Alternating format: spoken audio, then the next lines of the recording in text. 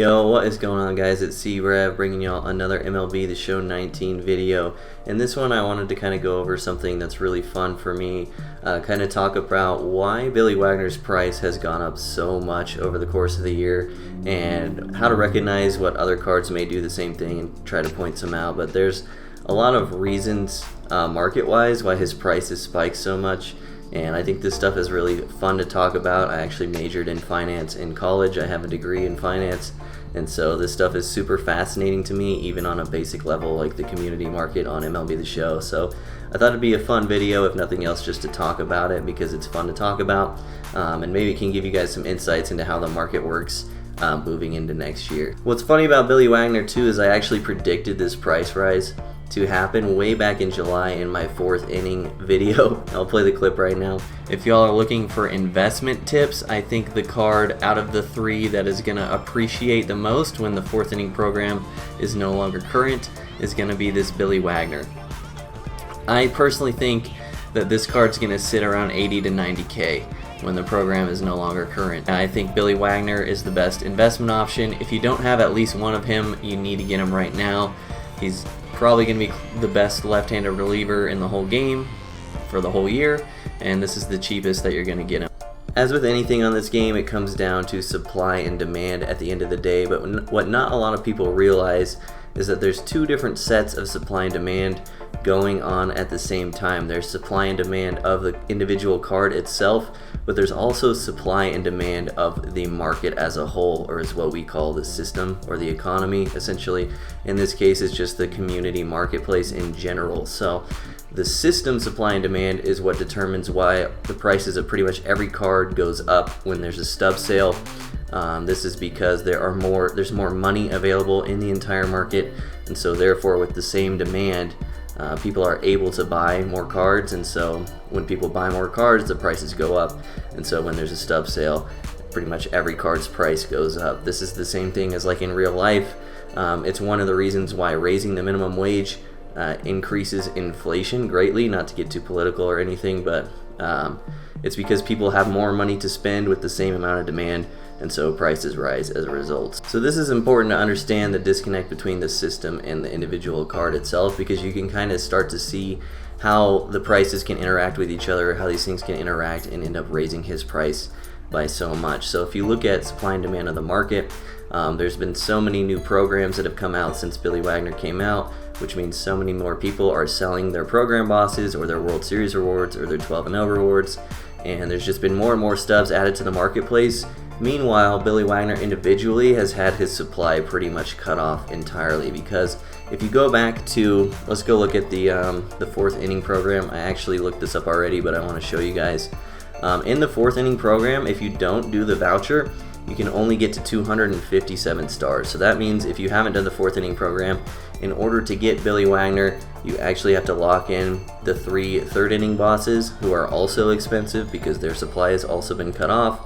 And so essentially what this means is that there's never any new Billy Wagners coming into the marketplace, or if there is, they're very slim, and so his supply has essentially been cut off. So there's a bunch of new stubs coming into the marketplace constantly. People are taking those stubs and using them to buy Billy Wagner because he is one of the best lefties in the game, probably the best, and there's also no new Billy Wagners coming into the marketplace. So this is going to take us into a concept called scarcity, which I think is super cool.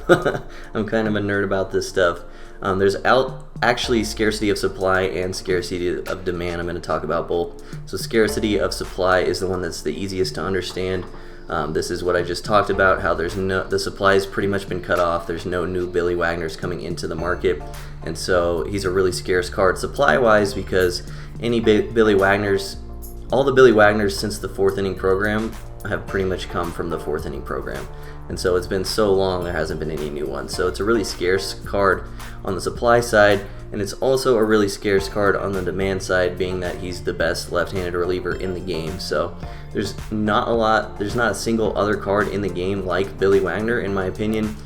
because he has insane per-nines. He's left-handed, he's a closer, he throws hard, and he also has a curveball, and that's what really separates him from the other left-handed relievers in the game. So not only does Billy Wagner have scarcity of supply, but he has scarcity of demand, and all of this has led to his price kind of rising a lot over time. So that was kind of a lot, I know.